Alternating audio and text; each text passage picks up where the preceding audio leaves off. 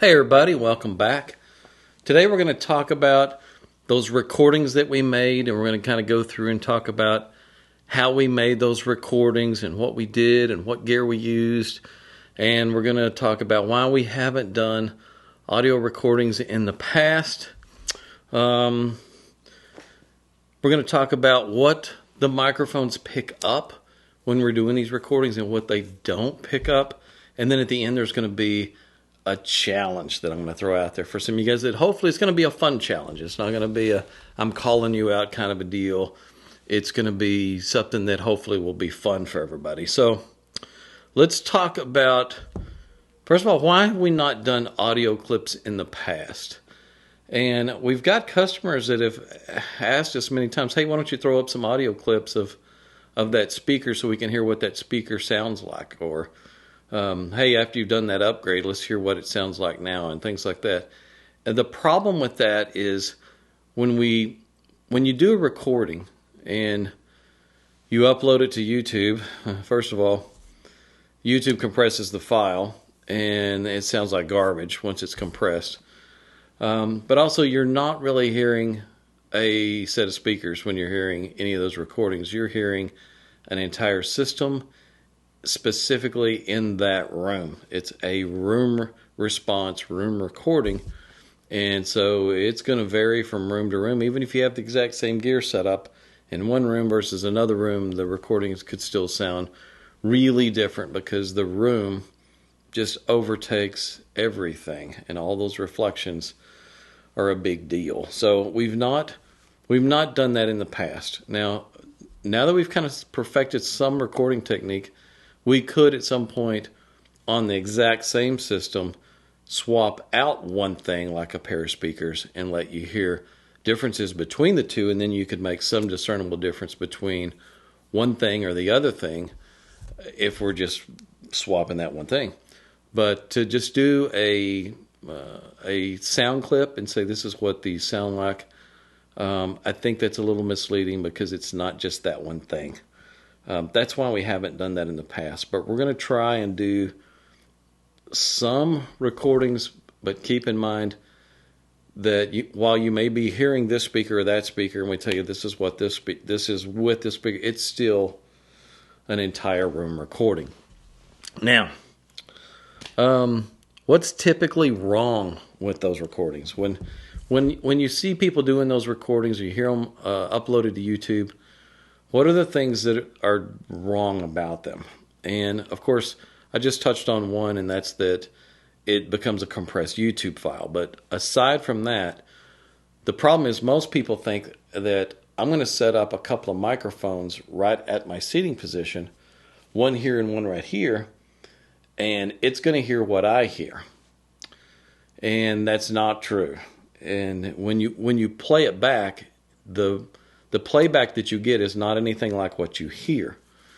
Problem is that microphone A picks up the entire system and both speakers at the same time, and then microphone B picks up the same exact recording of your whole system and both speakers at the same time with just a few inches difference between them.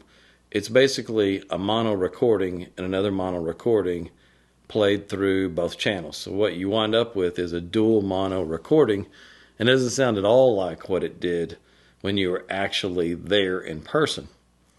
Another thing is the spaciousness and the layering within a soundstage.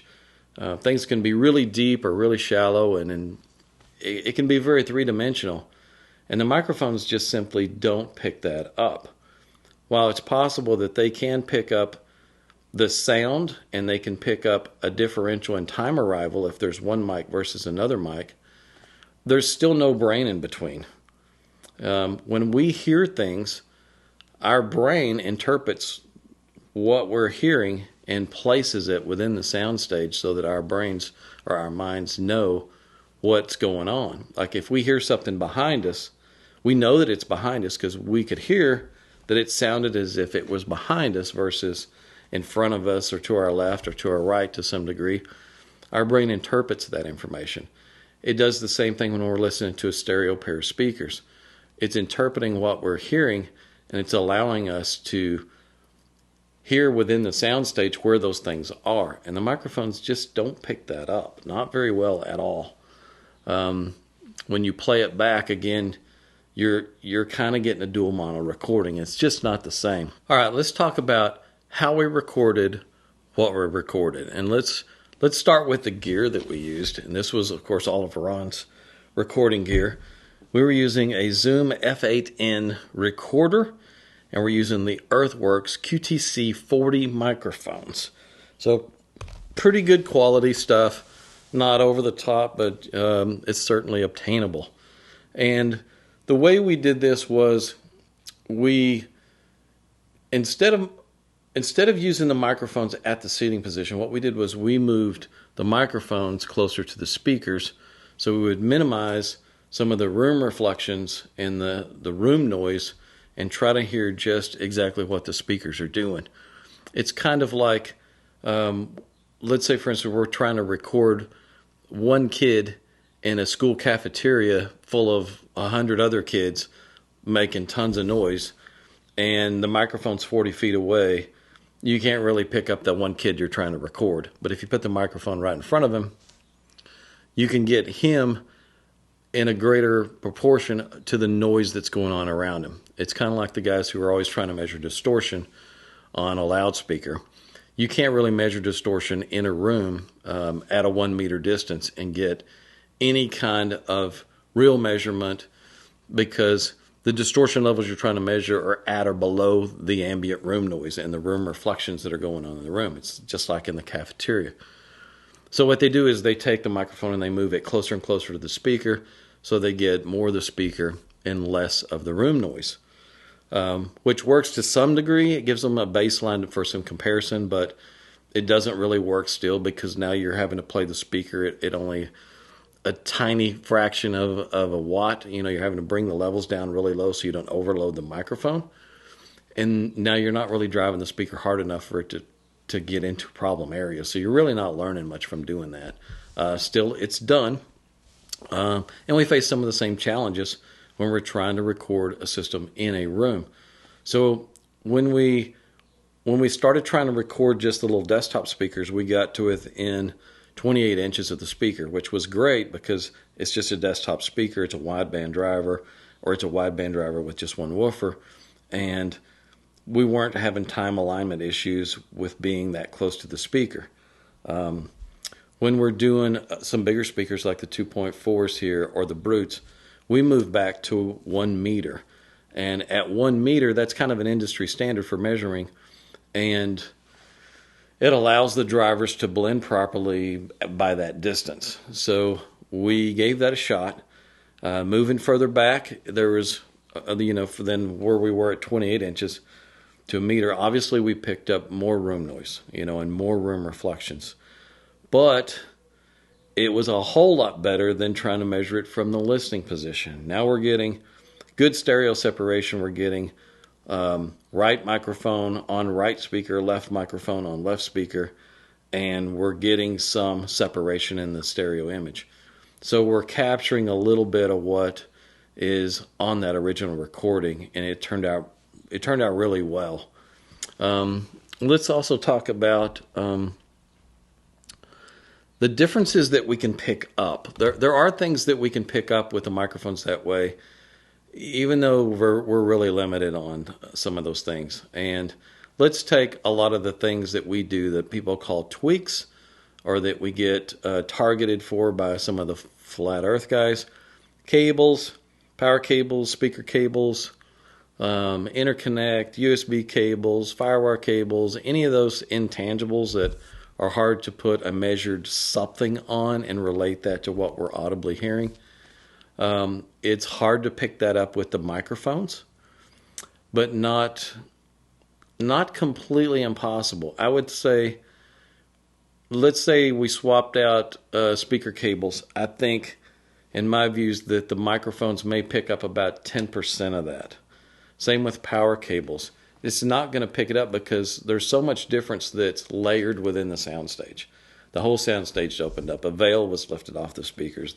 You hear this stuff all the time when people swap this stuff in.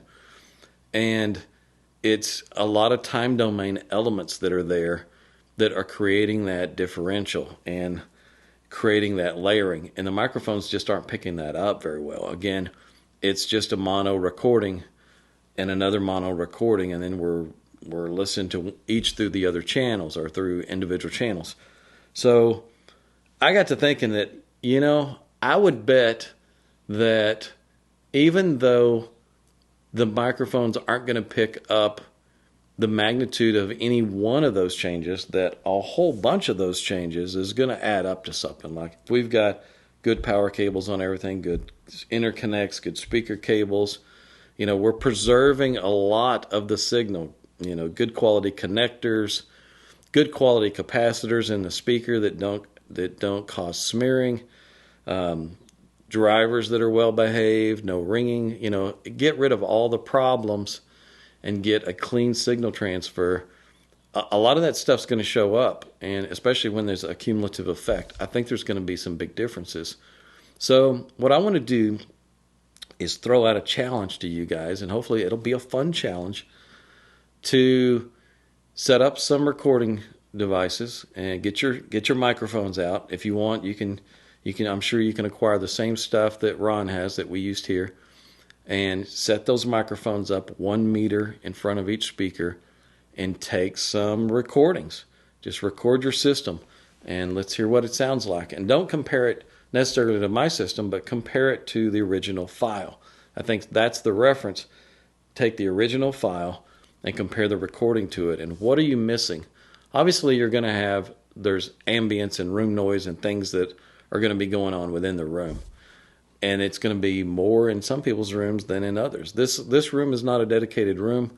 Here is just basically an empty room, and I've thrown up all the room treatment that we normally would take to a show. So it's about a quarter to a half away there to being an actual fully treated room. So there is some reflections going on in this room. It's not perfect.